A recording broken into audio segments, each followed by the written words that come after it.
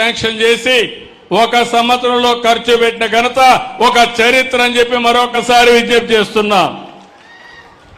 దీనివల్ల ఈ సంవత్సరం ఇంకా మనకు వర్షాలు పడాలి. కొన్ని ఇబ్బందులు వచ్చాయి, కానీ రిజర్వాయర్లన్నీ కళకళలాడుతున్నాయి.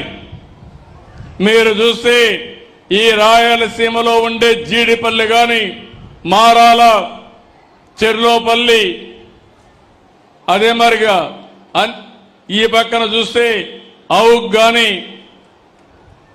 గండికోట గాని, పక్కనుండే బ్రహ్మసాగర్ గాని, మైలవరం గాని అన్ని ప్రాజెక్టులు పూర్తి చేసింది తెలుగుదేశం పార్టీ అని చెప్పి కూడా నేను మీకు తెలియజేస్తున్నా. నేను మొన్ననే శ్రీశైలం జలాశయం దగ్గర జలహారతి ఇచ్చాను. అప్పటి నుంచి నీళ్లు రావడం మొదలుపెట్టాయి. నేను ఎప్పుడు కూడా ముందు ఆలోచిస్తాను, సముద్రంలోకి పోయే నీళ్లు మనం గాని వాడుకుంటే అటు తెలంగాణ ఇటు ఆంధ్రప్రదేశ్ కరువునే మాట ఉండదు.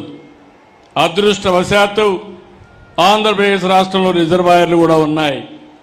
ఈ రిజర్వాయర్లు నీళ్లు పెట్టుకోగలిగితే ఓసారి వర్షం అటు ఇటు అయినా మనకి ఎలాంటి ఇబ్బంది లేకుండా సుజావుగా మన పంటలు మనం పండించుకునే పరిస్థితి వస్తుంది.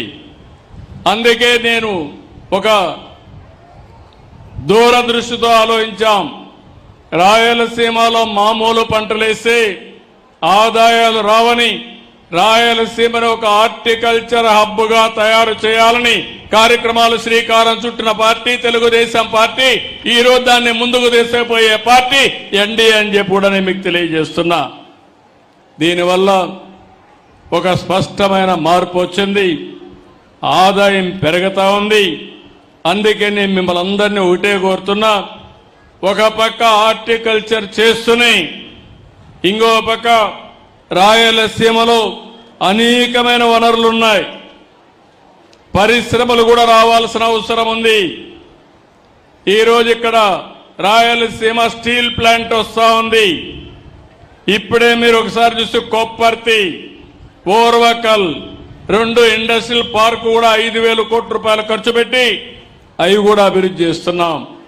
రాయలసీమలో automobile, space technology, defence, aerospace, electronics, drone city పెట్టి గ్రీన్ ఎనర్జీ హబ్గా తయారు చేస్తున్నామని చెప్పి కూడా నేను మీకు తెలియజేస్తున్నా. ఇవన్నీ వస్తే మన పిల్లలు వేరే ప్రాంతానికి పోవాల్సిన అవసరం లేదు. అవసరమైతే వేరే ప్రాంతం వాళ్ళు రాయలసీమకు వచ్చే పరిస్థితి వస్తుంది. ఈరోజు వేదిక పైన హైదరాబాద్ పోయారంటే ఆ రోజు హైదరాబాద్ నేను అభివృద్ధి చేశాను కాబట్టి రాయలసీమ నుంచి, ఆంధ్ర నుంచి, వేరే ప్రాంతాల నుంచి హైదరాబాద్కు వచ్చారు. ఇప్పుడు మళ్లీ ఆమె ఇస్తున్నా, తిరిగి వేరే ప్రాంతాలందరూ కూడా మన సీమ వైపు చూసే విధానానికి శ్రీకారం చుడతాం, చేస్తాం. అందుకే మీలో కూడా ఆలోచించాల్సింది, ఇలాంటి కార్యక్రమాలని ఎక్కడికక్కడ బలపరచాల్సిన అవసరం ఉంది. ఈ నెల రేపే అన్నదాత సుఖీభవ, రైతులందరికీ అకౌంట్లో డబ్బులు వేసే కార్యక్రమానికి శ్రీకారం చుడుతున్నాం. నేను ఒకటే మాట చెప్పాను, మేము 14,000 రూపాయలు ఇస్తాం, కేంద్రం 6,000 రూపాయలు ఇస్తుంది.